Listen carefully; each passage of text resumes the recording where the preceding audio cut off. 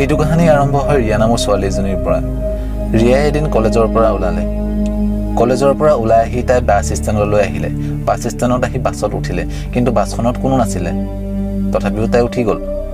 অলপ টাইম হৈ গৈছিল, তাই বিন্দাছ বহি আছিলে। তাৰ পাছত তাই নটিচ কৰিলে কি ড্ৰাইভাৰ ফ্ৰণ্টত থকা আইনাখনৰ দ্বাৰাই ড্ৰাইভাৰজনে তাইৰ ফালে ভয় ভয়কৈ চাই আছিলে। আৰু বহুত টাইম হৈ গ'ল, ড্ৰাইভাৰজনে তাইৰ ফালে চায়ে আছে তেতিয়ালৈকে, আৰু তাই তাকে দেখি পেলাই ভয় খাই গ'ল। তাৰপাছত তাই বাহিৰৰ ফালে চাওঁতে দেখিলে কি ড্ৰাইভাৰজনে বেলেগ এটা ছাইডতহে গাড়ীখন লৈ গৈ আছে। আৰু তাই ফটাফট ড্ৰাইভাৰজনক ক'লে, দাদা গাড়ীখন ৰখাই দিবচোন।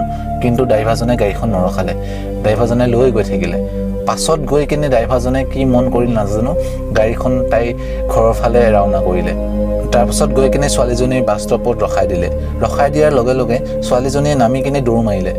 দৌৰ মাৰোঁতে ড্ৰাইভাৰজনো ওলাই তাৰ পিছে পিছে দৌৰ মাৰিলে আৰু ৰখিবলৈ ৰিকুৱেষ্ট কৰিলে। আৰু সেই ড্ৰাইভাৰজনে ছোৱালীজনীক ক'লে কি তুমি যিবোৰ কাপোৰ পিন্ধি আছা সেইবোৰ কাপোৰ জ্বলাই দিবা, নহ'লে তোমাৰ দিগদাৰ হ'ব, বহুত দিগদাৰ হ'ব। তাকে শুনি পেলাই ছোৱালীজনী বহুত ভয় খাই গ'ল। তাইক সুধিলে কিয়নো? তাৰপিছত ড্ৰাইভাৰজনে উত্তৰ দিলে কি তোমাৰ যেতিয়া আইনাত মই চাই আছিলোঁ তোমাৰ মাথাটো গায়ব দেখা পাইছিলোঁ। আৰু এনেকুৱা কেতিয়া হয় গম পোৱা নে? যেতিয়া তোমাৰ গাত বেয়া ভূতৰ ছাই থাকে আৰু কাপোৰখিনি চাগে সেইজন বেয়া ভূতৰেই হয়, সেইকাৰণে মই জ্বলাই দিবলৈ কৈছোঁ।